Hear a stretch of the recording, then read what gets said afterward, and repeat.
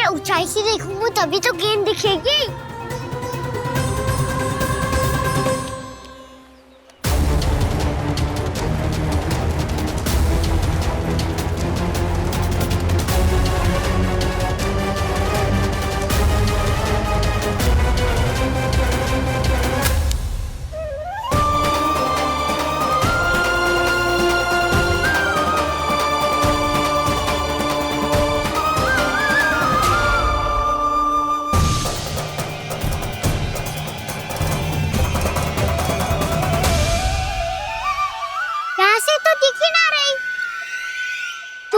वहीं से फेंकी थी ना? ना वहाँ से फेंकी थी। कहाँ से? नहीं कहा ना वहाँ से। समझ में आ रहा? ठीक ठीक बताना कहाँ से फेंकी थी?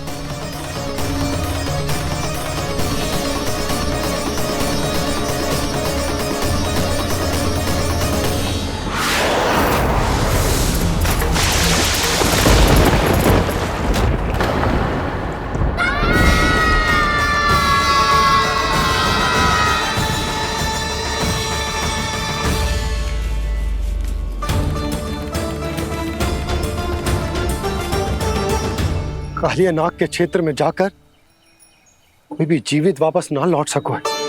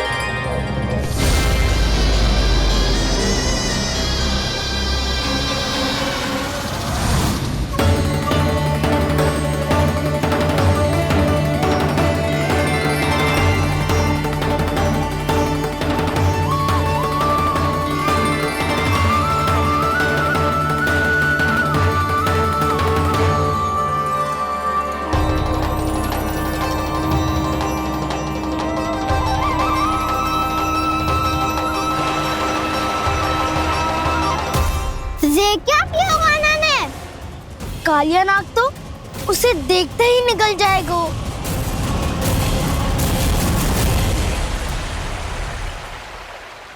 तो आरंभ से अब तक सब कुछ उसकी लीला का ही भाग था।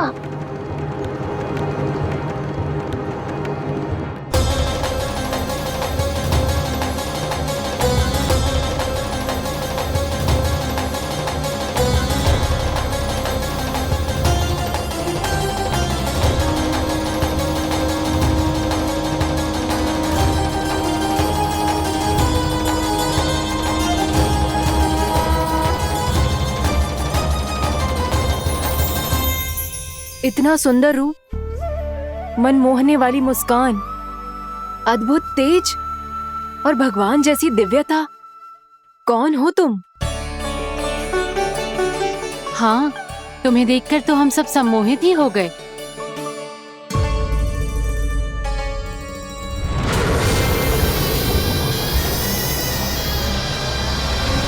तुम जो भी हो बालक, वापस लौट जाओ। हमारा हृदय तुम्हें ही देखते रहना चाहता है, किंतु यदि हमारे पति जाग गए तो तुम्हें अवश्य हानि पहुंचाएंगे। ये बहुत विषैले है बालक, कालकोट जैसे भयानक। इनके विष से तुम नहीं बच सकोगे। नंदराज, कालिया नाग के विष का प्रभाव बढ़ते ही जा रहा है। पहले 8 कोस तक उसके विष का प्रभाव था, अब तो 1 योजन से अधिक क्षेत्र में फैलो है। जल पीने के प्रयास से अनेक पशु मारे गए हैं और नदी के निकट के वृक्ष और वनस्पति सब नष्ट होने लगे।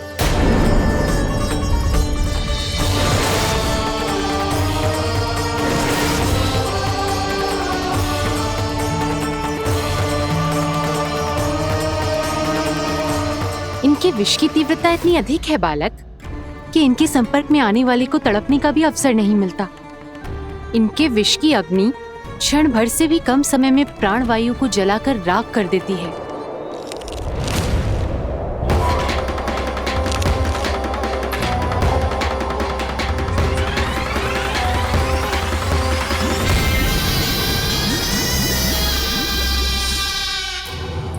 तब तो समस्या और भी गंभीर हो जाएगी।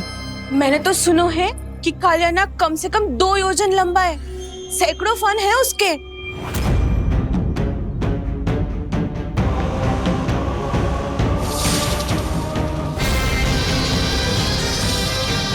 इसका अर्थ तो ये है कि हम दोनों ओर से फंस गए। एक और कंस को 1 कोटि कमल पुष्प देने जो कि कालियानाग के क्षेत्र में पड़ते हैं, और दूसरी ओर उस कालियानाग का विष यमुना जी के क्षेत्र में बढ़ता ही जा रहा। इसके कारण हम ही नहीं, निर्दोष पशु पक्षी भी संकट में। इन दोनों समस्याओं का एक ही समाधान है, उस कालियानाग का सामना करना। और ये ना समझ आ रहा कि हम ये करेंगे कैसे, क्योंकि ये बात साधारण मनुष्य के बस की ना है। हमारे लिए ये असंभव है।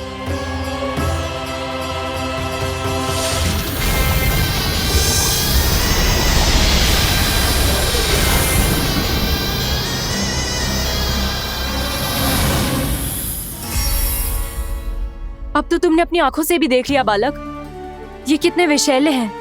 नींद में भी विष उगलते हैं। इससे पहले कि तुम्हें कुछ हो जाए, चले जाओ यहाँ से, मान लो हमारी बात। आप सब मुझे जानती भी नहीं और फिर भी मेरी इतनी चिंता कर रही हैं आप। माँ की ममता भेदभाव नहीं जानती। तुम भी किसी के पुत्र हो और हम सब भी माँ हैं। एक माँ को हर बालक में अपनी ही संतान दिखाई देती है, इसलिए हम तुमसे विनती करते हैं, वापस चले जाओ, बचा लो अपने प्राण। मेरी चिंता मत कीजिए, मुझे कुछ नहीं होगा। होगा, अनर्थ होगा यदि ये उठ गए तो।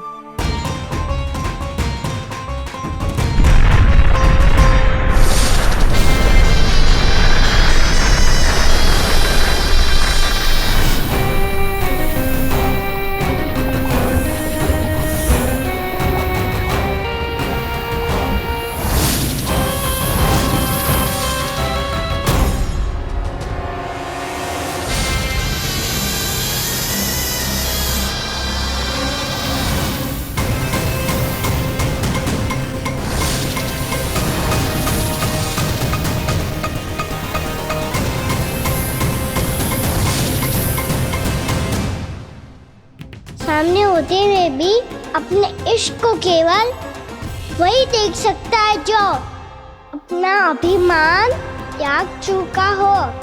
पर पूर्व जन्म में मेरा भक्त होने के नाते मेरा सत्य स्वरूप देख पाने में मुझे इसकी सहायता करनी चाहिए।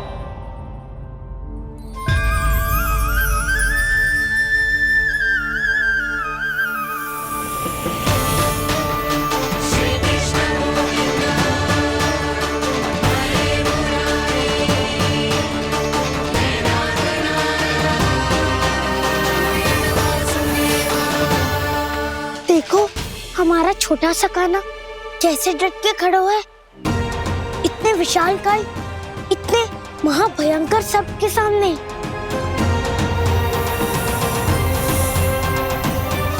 ये कोई भगवान नहीं है जो इसके सामने हाथ जोड़ रही हो तुम सब।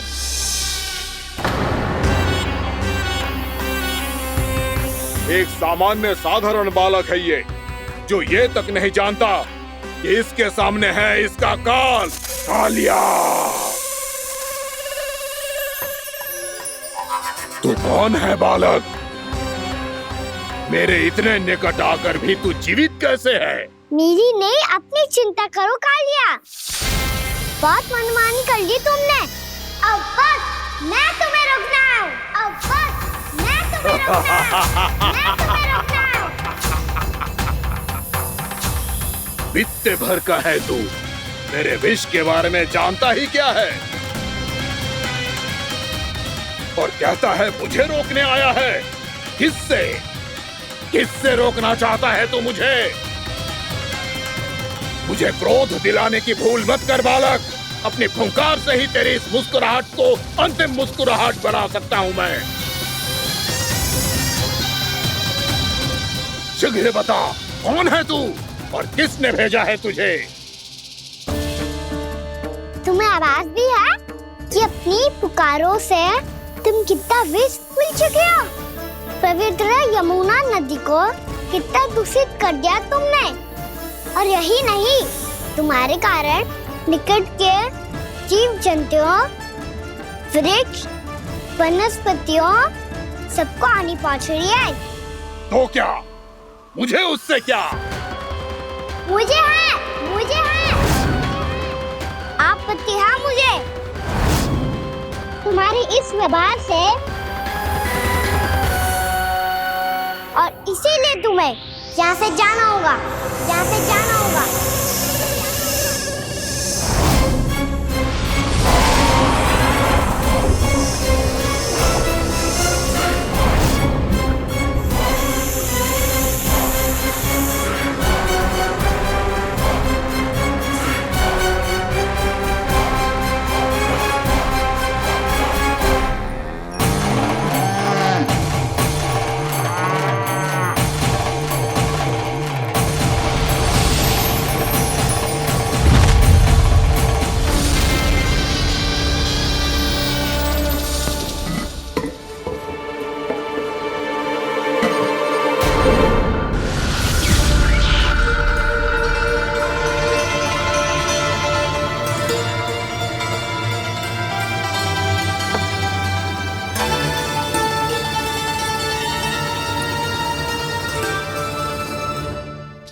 मुझे आदेश देने का साहस भी कैसे किया तूने? इस क्षेत्र को मैंने अपना राज्य बनाया है, मेरा परिवार रहता है यहाँ, और तू मुझे यहाँ से जाने के लिए कह रहा है? हाँ, क्योंकि तुम्हारे यहाँ रहने के कारण अन्य जीवों को हानि हो रही है, और मैं ऐसा नहीं होने दे सकता। मैं तो बस वही कर रहा हूँ जो एक सर्प का स्वभाव है। विष फैलाना स्वाभाविक है मेरे लिए, इसलिए मुझे चुनौती मत दे बालक। चुनौती तो मैं दे चुका हूँ कालिया। अब तो बस तुम्हें स्वीकार करनी है।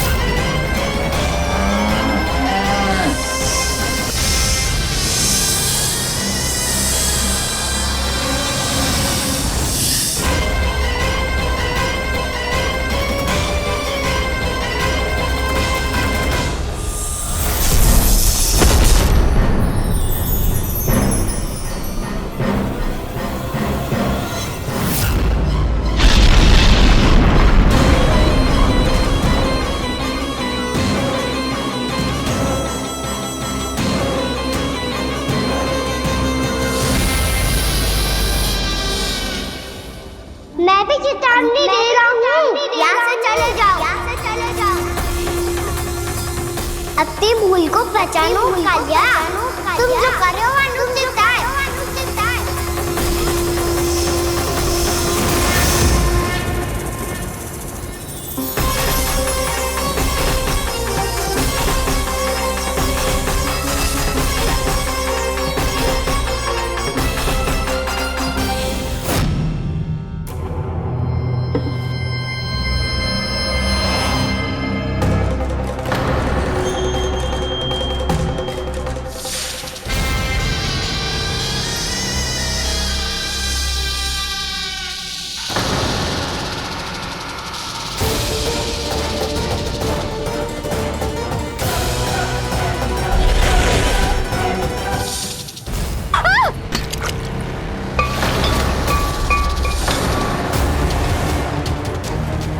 अब मैं आता हूँ।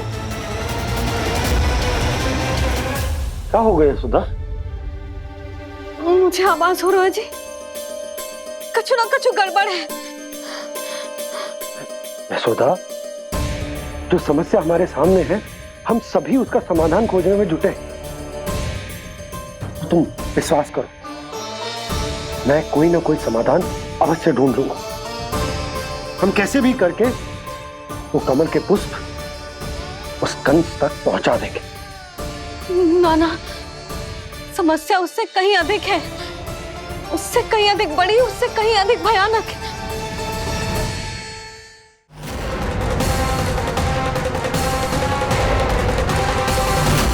विस्की ये बूंद से ही सबके प्राण चले जाते हैं। इसने तो विस्की धारियां फेंकी है खाना पे। कान्हा कैसे बच्चे को अधिक विष से? इसका विष तो क्या, ये सर स्वयं भी छू तक नहीं पाएगा हमारे कान्हा को।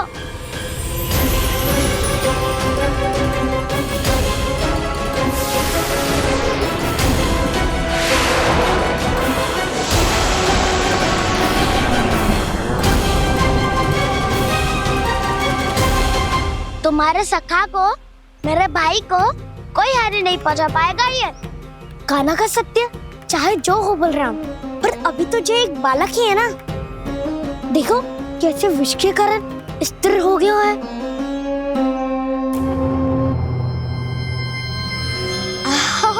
हाउ सर्फ ने कितनी आसानी से अपनी पूंछ से बांध लिया है। मुझे यहाँ से भगाना चाहता था ना तू? अब मैं तुझे दिखाऊंगा अपना सामर्थ्य। ये मूर्ख किसे बांधना चाहता है अपनी पूंछ में? उन्हें जिनका विस्तार सारे ब्रह्मांड में है, या उन्हें जो स्वयं अनंत है? पर देवराज, प्रभु ऐसा करने ही क्यों दे रहे हैं कालिया को? आप सब भूल रहे हैं देवगण। कालिया पूर्व जन्म में प्रभु का बहुत बड़ा भक्त था। उसी भक्ति का फल मिल रहा है अब इसे।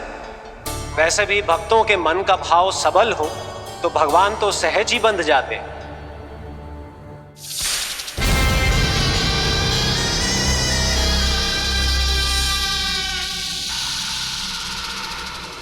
बलराम, तुमने ही तो कही थी कान्हा को कछु ना होगा। देखो दुष्ट ने चारों ओर से जकड़ लियो है।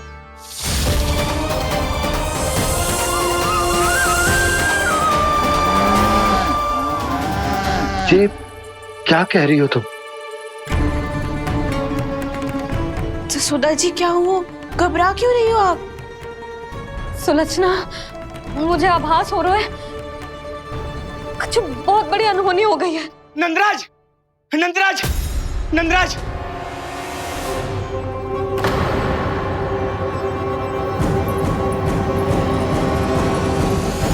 नंदराज, कान्हा ने जमदग्नि नदी में छलांग लगा दी है। कान्हा ने जमदग्नि नदी में छलांग लगा दी है। कान्हा ने जमदग्नि नदी में छलांग लगा दी है। कान्हा जमुना में कूद गया है। मुझे लगा था आज कछु गड़बड़ होने वाली है। मुझे आज कान्हा को ना जाने देना चाहिए था।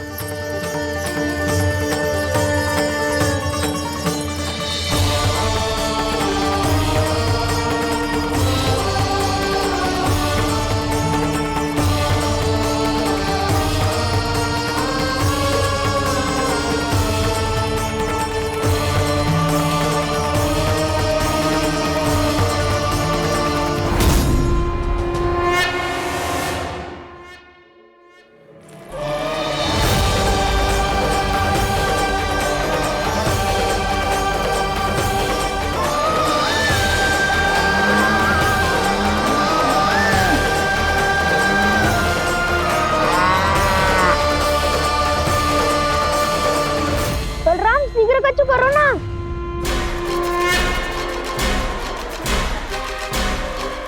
कुछ भी करो पर कान्हा को बचाओ। नाग बहुत भयंकर है। कान्हा अकेले ना संभाल पाएगा इसे।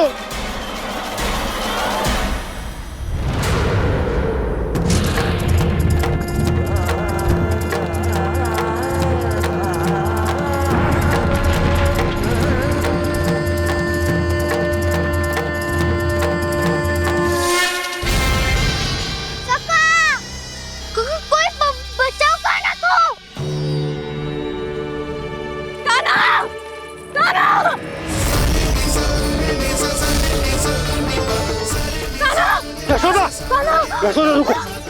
छोड़ दो मुझे, छोड़ दो मुझे। जीजी संभालो, बावली हो गई क्या?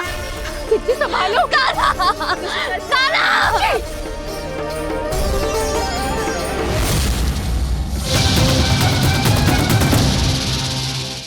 नाना, नाना, नागराज, मेरे प्राण ले लो। हमारे कान्हा से क्या शत्रुता है आपकी?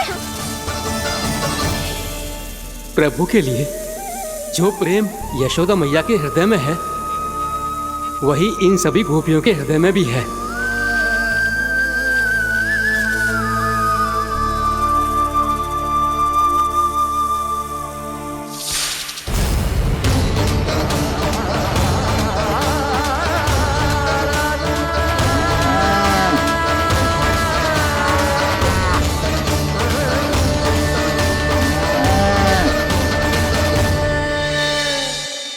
यशोदा, यशोदा, देखो इन गोपियों को, इन गैयाओं को। इन सब के मन में भी तुम्हारी भांति ही ममता भरी हुई। वो सब भी कान्हा से उतना ही प्रेम और स्नेह करती है, उतनी ही ममता से भरी हुई है जितनी कि तुम। तो तुम ही सोचो, जिसके साथ इतनी ममता और इतना स्नेह, इतना प्रेम, उसका कोई क्या कर सकता है? उस कालिया नाग का वेश इस सब आशीर्वादों के सामने कछु न है। कछु करो जी। उसे बोलो वो मेरे प्राण ले ले, मेरे कान्हा को छोड़ दे। यशोदा,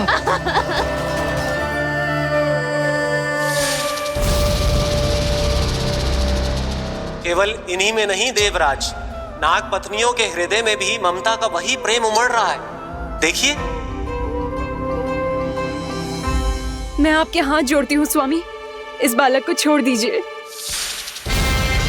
ये अवश्य ही कोई दिव्य आत्मा है स्वामी। हम आपसे विनती करते हैं स्वामी, इस नन्हे बालक को हानि मत पहुंचाइए स्वामी। मेरी पत्नियां मेरे ही शत्रु के लिए विनती कर रही हैं।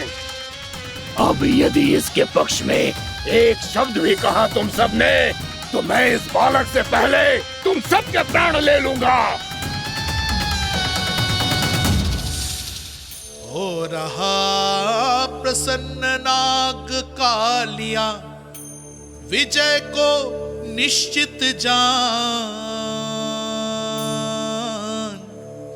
रोते बिलखते व्याकुल सब, संकट में देख कान्हा के प्राण।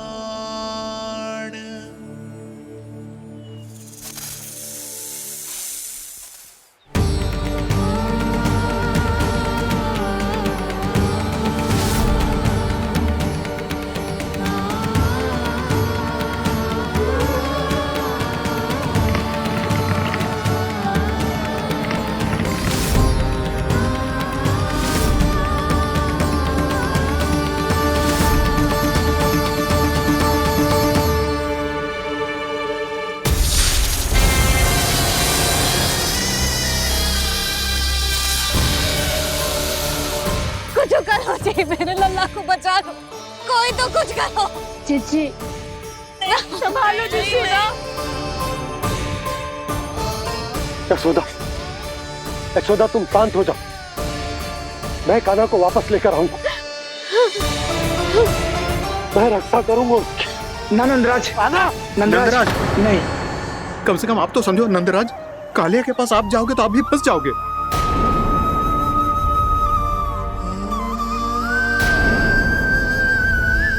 बलराम, तेरा भाई इतनी भीषण संकट में है और तुझे जरा भी दुख ना हो रहा? क्या आप सब अब तक नहीं समझ पाए कि कान्हा सच में कौन है? छोटे बाबा, आप तो उसका सत्य जानते हैं ना?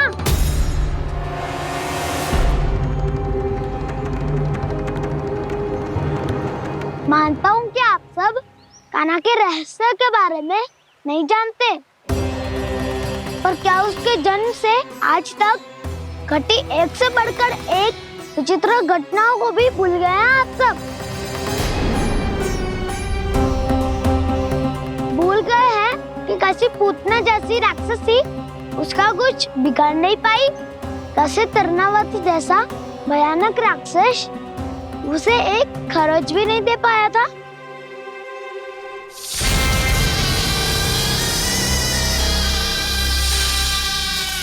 आप सबने अपनी आंखों से देखा था ना, बकासुर से कान्हा की रक्षा करने देवता स्वयं आए थे। पर सत्य तो ये है कि वो सभी देवता भी उस असुर के सामने असमर्थ हो गए थे। तब कान्हा ने बहुत ही आसानी से उस भयंकर असुर का वध किया था। एक ही बार में धराशायी कर दिया था उसे। तो आप सभी सोचिए, बार बार ऐसे असाधारण कार्य करने वाला बालक साधारण कैसे हो सकता है? अब तो आरंभ से ही सारा सत्य जानते हैं छोटे बाबा। रहस्य छुपाने में सदैव कान्हा की सहायता करते आए हैं आप, और आज आप स्वयं ही उसके सत्य को भूल रहे हैं। और तुम सब भी तो जानते हो कान्हा की शक्तियों के बारे में। तो क्या तनिक भी विश्वास ना है अपने सखा पे? बलराम, जे तू क्या कह रहा है? मैंने जो कहा उसका एक एक शब्द सत्य है छोटी माँ। यदि प्रभु की इच्छा हुई तभी कुछ ही क्षणों में सब कुछ अपनी आंखों से स्वयं अनुभव कर लेंगे आप।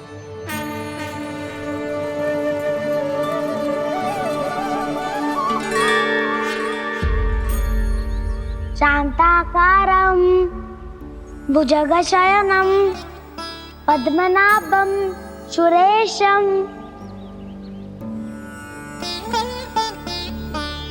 विश्वाधारं गगनसदृशं मेघवर्णं शुभांगं लक्ष्मीकान्तं कमलनयनं योगी वीरध्यानगम्यम् वन्दे विष्णुं भवभयहरं सर्वलोकैकनाथम्।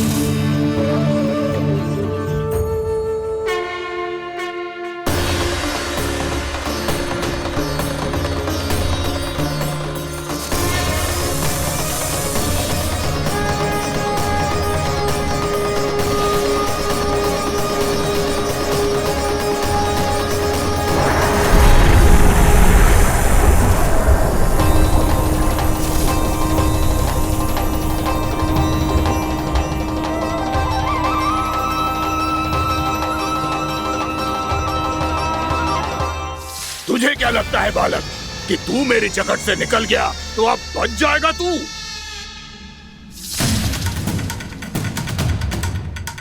मेरे विष से अपनी प्राण रक्षा करने में सफल रहा, मेरी जगत से भी छूट गया, पर मेरे दंश से नहीं बच पाएगा।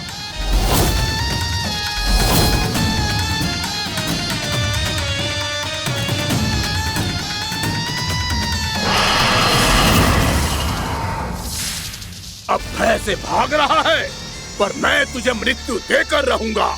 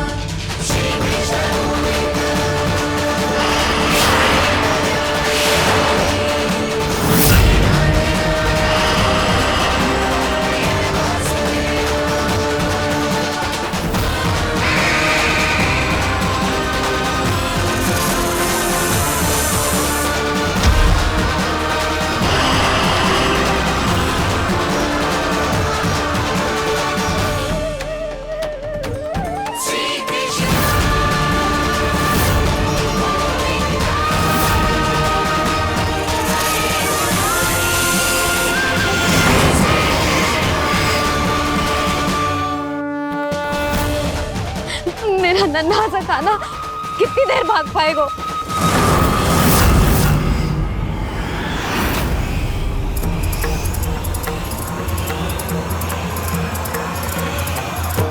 और कितनी प्रतीक्षा करोगे मेरी भक्त कालिया? भक्त नहीं, काल हूँ मैं तेरा। जब अहंकार का मुकुट बुद्धि को ढक लेता है तो भक्त अपने भगवान को भी नहीं पहचान पाता। व्यर्थ की पहेली में मत उलझा बालक। ना मैं भक्त हूँ और ना तू भगवान।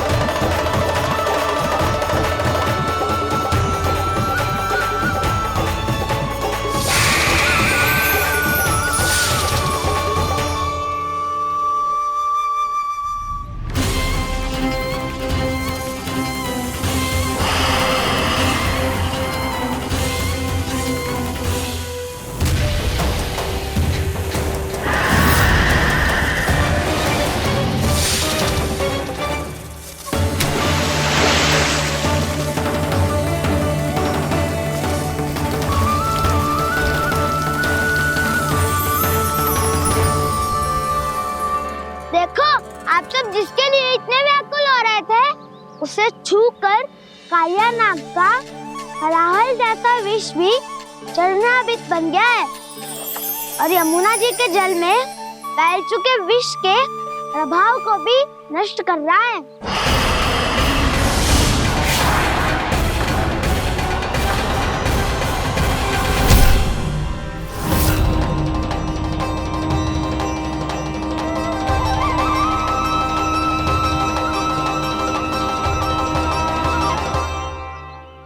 धर्म रक्षक, अधर्म विनाशक प्रभु श्री कृष्ण का कौशल सचमुच अद्वितीय है। नारायण नारायण।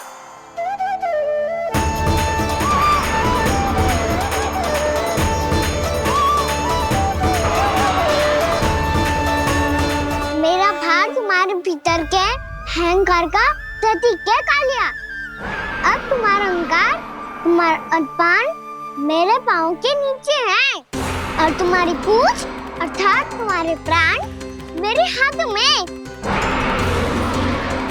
अब तुम क्या करोगे भक्त?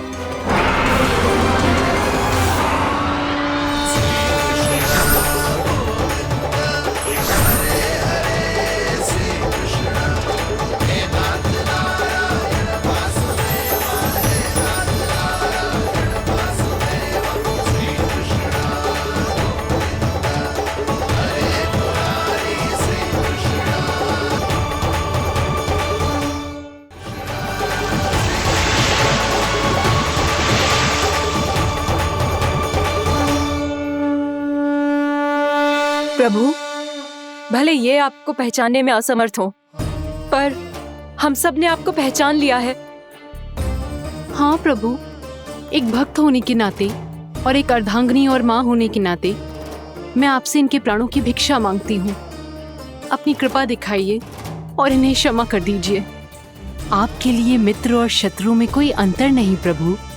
उसी तरह आपकी कृपा और दंड में भी कोई अंतर नहीं।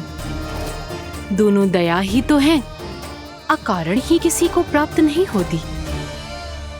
हमें विश्वास है कि हमारे पति को मिला ये दंड कोई अभिशाप नहीं है, आपका वरदान है।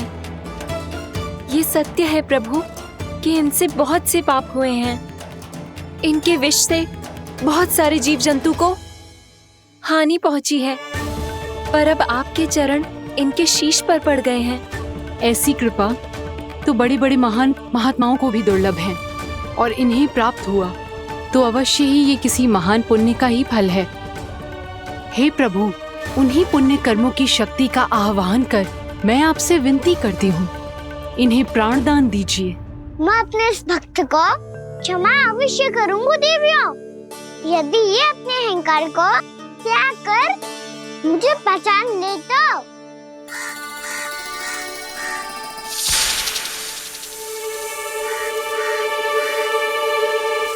मैं तुम्हें श्राप देता हूँ, जितनी विषैली तुम्हारी जिह्वा है उतने ही विषैले सर्प बन जाओ तुम।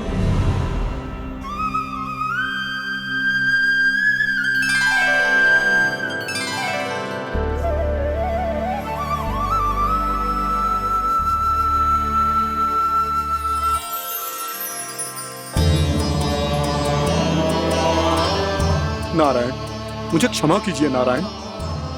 मैं तो आपका परम भक्त था, किंतु मैं आपको पहचान नहीं सका। इसका दंड तो मुझे मिलना ही था, किंतु मैं अब प्रायश्चित करना चाहता हूं। इसके लिए यदि आप मेरे प्राण भी ले लेंगे तो भी मुझे कोई दुख नहीं होगा। मैं अपना जीवन, मृत्यु और अपना अस्तित्व सब कुछ आपको समर्पित करता हूं। तुम्हें तुम्हारी क्रोध के कारण श्राप मिला, जिसे विशाल सर्प के रूप में तुम्हारा जन्म हुआ, और सर्प का तो स्वभाव है विष फैलाना। इसीलिए तुम्हें दंड नहीं दूंगा मैं, सिर्फ सभी अपराधों का पश्चाताप कर लिया। इसीलिए मैं तुम्हें क्षमा करता हूँ कालिया।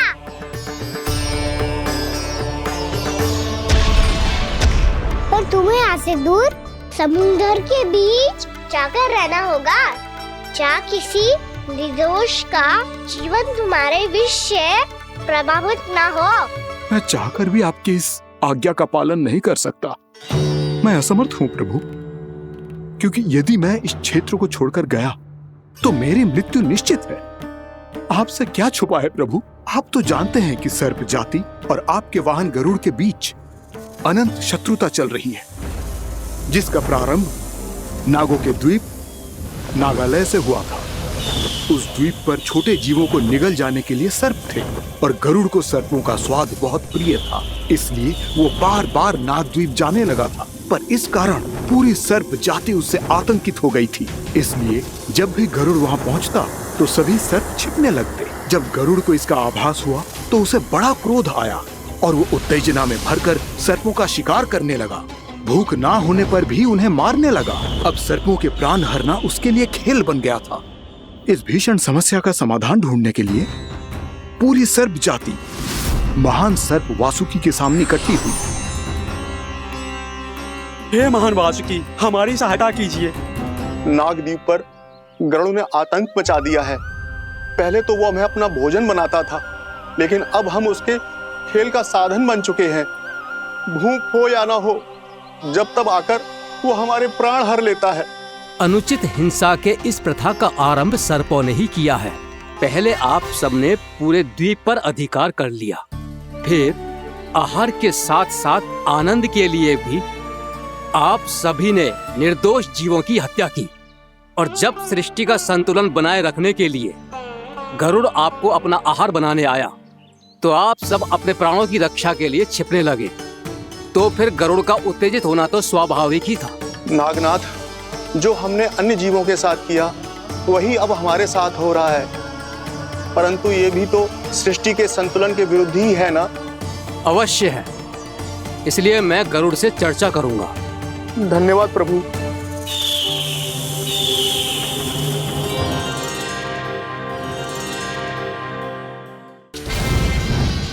अब से गरुड़ को दी जाने वाली हर भेंट मुझे दी जाएगी, महाविषधारी महान नागराज कालिया को। ये और कुछ नहीं, मेरा अभिमान था प्रभु, और ये मेरे इस जन्म की सबसे बड़ी भूल थी, क्योंकि फिर जब गरुड़ को इस बारे में पता चला तो। कालिया, अभिमान में आकर तूने अपने काल को ललकारा है। जिस कालिया के नाम में ही काल छिपा है, तू उसे ललकारने का दुस्साहस कर रहा है गरुड़। स्वयं को भगवान विष्णु का वाहन कहता है, तो वाहन का ही कर्म कर। स्मरण रख, इस धरती के सर्वश्रेष्ठ योद्धाओं के लिए भी मैं मृत्यु का दूत हूं। विनाश काले विपरीत बुद्धि। तुझ जैसे मूर्ख सदा इस युक्ति को सार्थक करते आए हैं। अपने विनाश को आमंत्रण किया है, तो अब भोग।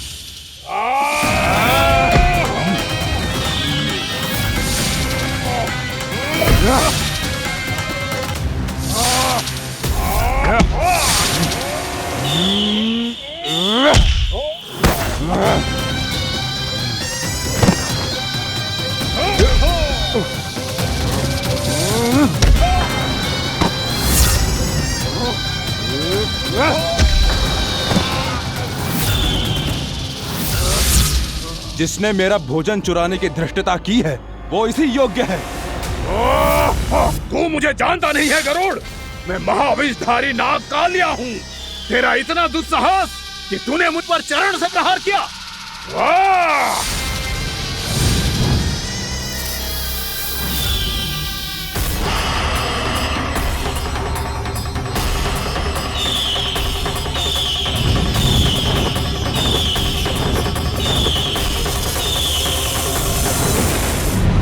मैं अपने अभिमान में भूल गया था कि गरुड़ मुझसे कहीं अधिक शक्तिशाली है।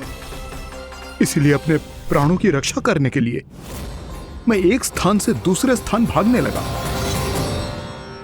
नदियां, पर्वत, यहां तक कि मैंने सागर भी लांघ डाला, पर मैं जहां भी जाता गरुड़ के रूप में मेरा काल वहीं आ जाता। इसीलिए मृत्यु की आशंका से भयभीत होकर मैं अपने बड़े भाई मां कद्रू के प्रथम पुत्र अनंत शेषनाग से राय लेने चला गया। भैया, मैं यहां आपसे आपकी सहायता लेने आया हूं। मेरी एक छोटी सी भूल के कारण यह गरुड़ मेरा पीछा कर रहा है। मुझे हर समय हर स्थान पे ढूंढते रहता है। यदि उसने मुझे ढूंढ लिया तो वो निश्चित ही मेरे प्राण ले लेगा।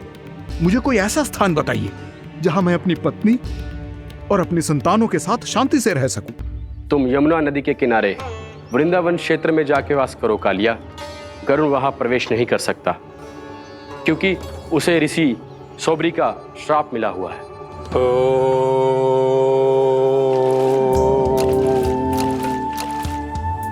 ध्यान और तपस्या का नित्य कर्म करते हुए ऋषि के मन में मछलियों के प्रति प्रेम भाव इतना बढ़ गया कि वो भूल गए सभी जीव खाद्य श्रृंखला का भाग होते हैं, और मछलियां भी इस नियम की अपवाद नहीं है। उन्हें मछलियों की अटखेली इतनी अच्छी लगने लगी कि वो इस क्षेत्र के मछुआरों को भी मछली पकड़ने की अनुमति नहीं देते थे।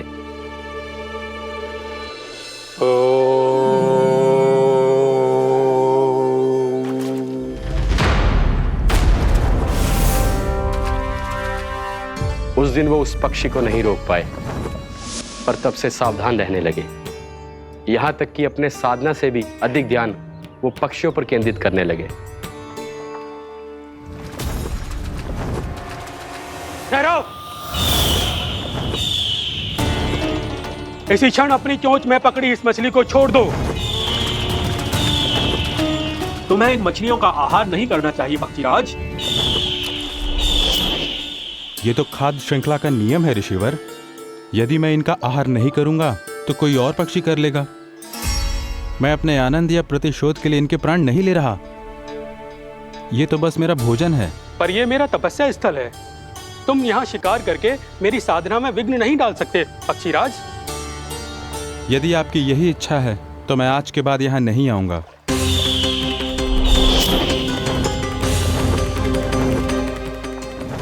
पर आज ये मछली मेरे आहार के रूप में पकड़ी जा चुकी है। मैं वचन देता हूँ ऋषिवर, इस स्थान पर यह मेरा अंतिम शिकार होगा।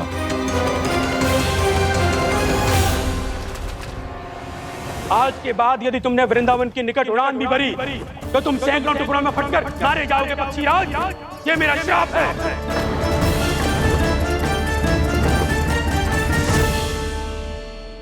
और इसीलिए भैया शेषनाग के सुझाव के अनुसार मैं यहां आ गया। पर अब यदि मैं कहीं और जाऊंगा तो मेरे प्राण नहीं बचेंगे प्रभु। निश्चिंत रहो कालिया, अब से गरुड़ तुम्हें कोई हानि नहीं पहुंचाएगा। अब तुम्हारे फनों पर मेरी पक्षिंग बन गए कालिया, इसीलिए अब से तुम्हें गरुड़ से कोई भय नहीं होगा। निश्चिंत होकर अपने परिवार के साथ गहरे समुद्र में चले जाओ और सुख से शांति से निवास करो। पर ध्यान रहे निर्दोष जीवों को हानि ना पहुंचे। आपने मुझे जीवन दान दे दिया प्रभु, इस उपकार से मैं कृतज्ञ हूँ प्रभु। आदेश दीजिए, मैं आपकी सेवा कैसे करूं?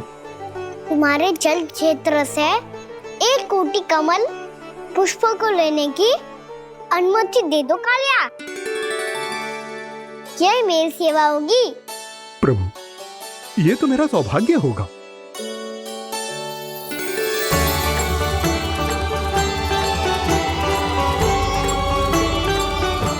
एक कोटि के स्थान पर हम 3 कोटि कमल पुष्प ले आए प्रभु।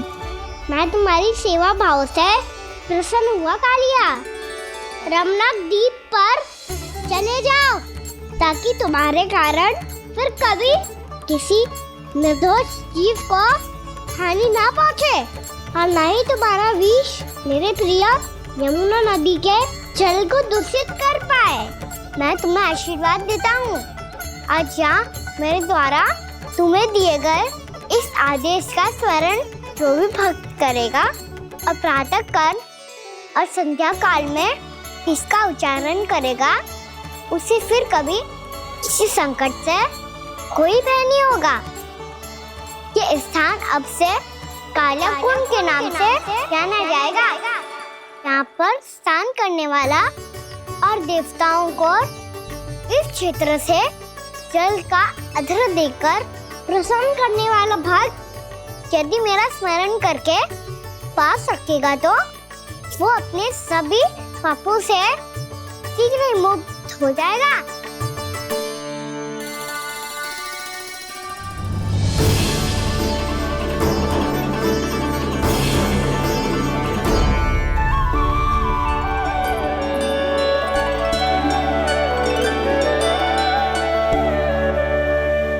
कौन है जी भगवान जिसने अभी अभी कालिया जैसे विशाल विस्तर का सामना किया? क्या एक साधारण बालक जो शीत की अधिकता से ठिठुर रहा है? क्या करूं? मैं लल्ला को ममता के आंचल में छुपा लूं या भक्त बनकर प्रभु की लीला देखती रहूं? क्या करूं मैं? कितना ठंडा था जल, बहुत सर्दी लग रही है। सर्दी से तड़पते हुए कैसे देखूं इसे? अभी जाके अपने पल्लू से सुखाती हूँ। हृदय से लगा के स्नेह की आंच दूंगी तो सर्दी पल भर में छूमंतर हो जाएगी।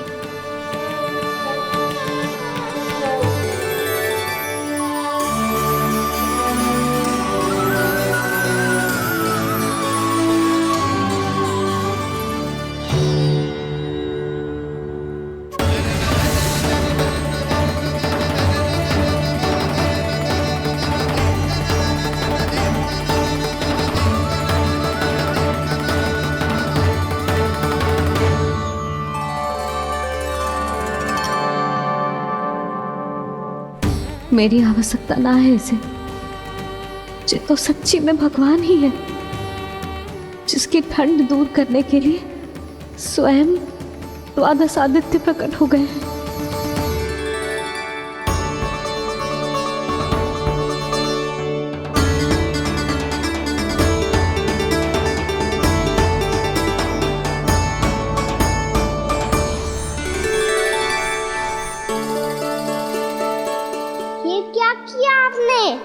मैया मुझे अपने हृदय से लगाने वाली थी कि आप सब प्रकट हो गए। क्षमा कीजिए प्रभु, पर आपको भीगा हुआ देखकर, ठंड से ठिठुरता हुआ देखकर हमसे रहा नहीं गया। हम अपने वश में नहीं थे प्रभु। भक्ति से भावुक होकर हम प्रकट होने पर विवश हो गए थे। हमारी किरणें जैसे स्वयं ही फूट पड़ी और दौड़ पड़ी आपको सुखाने के लिए। मैं आपका प्रेम आपकी भक्ति समझता हूं आदित्यगण, और इसीलिए इस समय मैं जहां खड़ा हूं, इस स्थान को द्वादश आदित्य टीला के नाम से जाना जाएगा। द्वादश आदित्य टीला के नाम से जाना जाएगा। हम धन्य हो गए प्रभु। और कहाँ जा रहा है? जो गड़बड़ किया है उसे सुधारिए तो सही। प्रभु आज्ञा दीजिए। अपना दाब इतना अधिक बढ़ा दीजिए कि मुझे स्वेद आने लगे, ताकि मैया मुझे स्वेद में लीला देख के और भूल जाए कि मैं भगवान हूँ, और मैया मुझे अपनी गोद में उठा के ले जाए।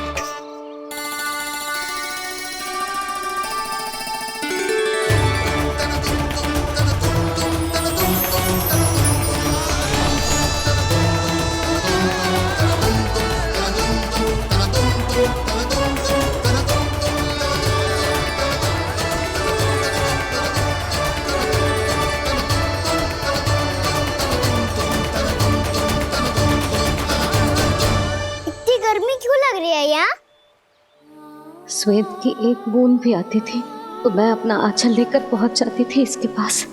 जानती ही नहीं थी कि चेतु स्वयं वायुदेव को आदेश दे सकता है कि वो बहने लगे और उसका सारा श्वेत सुखा दे।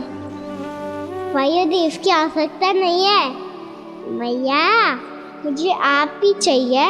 लगता है जिस बात का भय था वही सत्य होने लगी है। भैया मेरे भगवान रूप को भूल नहीं पाएगी, और अब मेरे लिए उनके सत्य छुपा कर रख पाना कठिन हो जाएगा। कृष्णा कृष्णा हरे कृष्णा कृष्णा कृष्णा मुरली मनोहर कृष्णा गोपाला गोविंदा हे दामोदरा।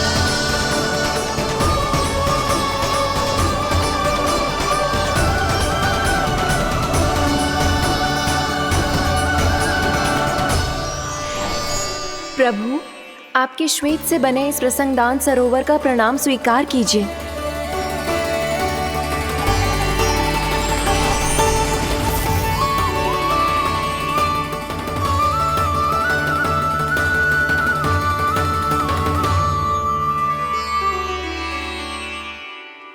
ओहो, इस चमत्कार को देखकर भैया को और भी अधिक विश्वास हो जाएगा कि मैं भगवानी हूँ। अब कैसे मनाऊं मैया को कि मैं इनका लाई हूँ। बाबा है ना, अब तो यही सहायता करेंगे। श्री कृष्णा गोविंदा हरे हरे श्री कृष्णा गोविंदा हरे हरे श्री कृष्णा हरे मुरारी श्री कृष्णा श्री कृष्णा श्री कृष्णा।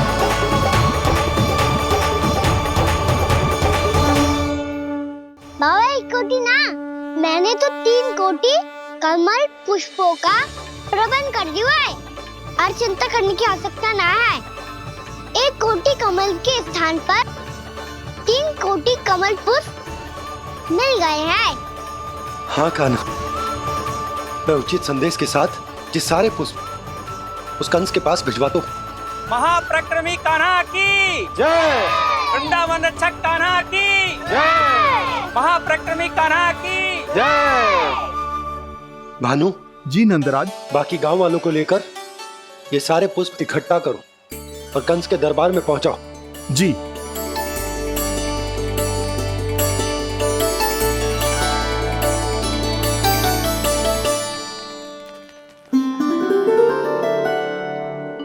मैया, कौन हो तुम?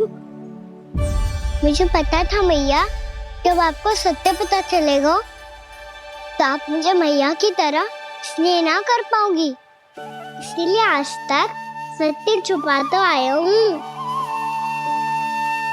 ताकि आपकी ममता, आपका प्रेम अनुभव करने का अवसर मिलता रहा है मुझे। और फिर आज को बताया था ना जो रहस्य तुमने बरसों तक छिपाया था, उसका भेद खुलने में तुम्हारा ही योगदान है। मुझे कालिया के शीश पर अपने पद चिन्ह रखकर उसे मुक्त कराना था दाऊ। वचन दिया था मैंने उसे। इसके अतिरिक्त निर्दोष पशु पक्षियों के जीवन को कालिया के विष से ही बचाना था मुझे। इसमें कंस को तो सम्मिलित करना ही था, ताकि जब मैं कालिया का सामना कर रहा हूँ तो वो किसी और असुर को समस्या बनाकर वृंदावन ना भेज दे। पर इस सबसे बड़ा एक कारण और था दाऊ। मैं चाहता था कि मैया को सत्य पता चल जाए। पर क्यों कहा ना? क्योंकि मुझे लगने लगा था कि मैया से ये रहस्य छुपाकर इनके साथ धोखा कर रहा हूँ। अपराध बोझ से दबा जा रहा था मैं।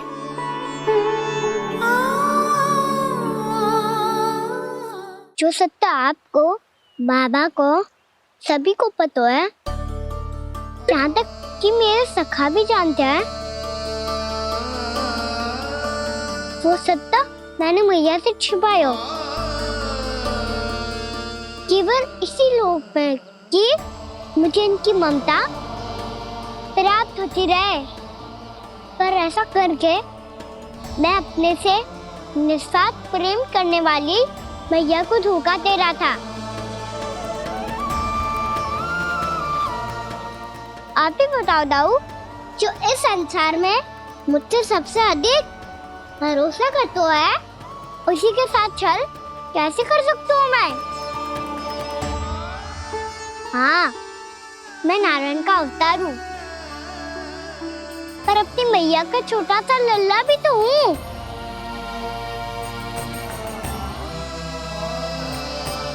इसीलिए तो यमुना जी में छलांग लगाने का एक कारण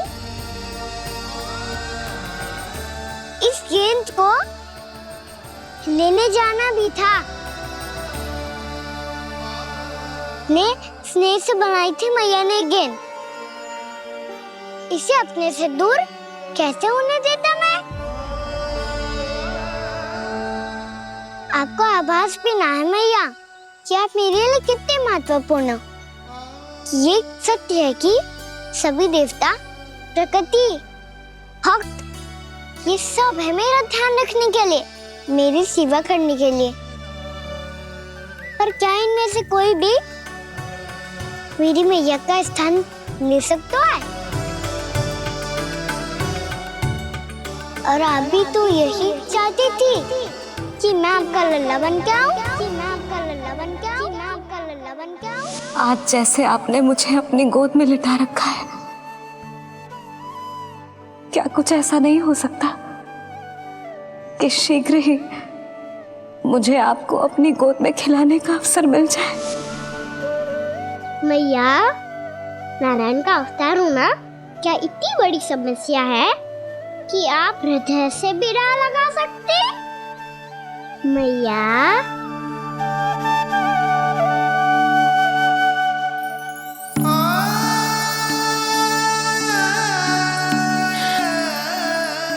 मेरा कान्हा, मेरा लल्ला।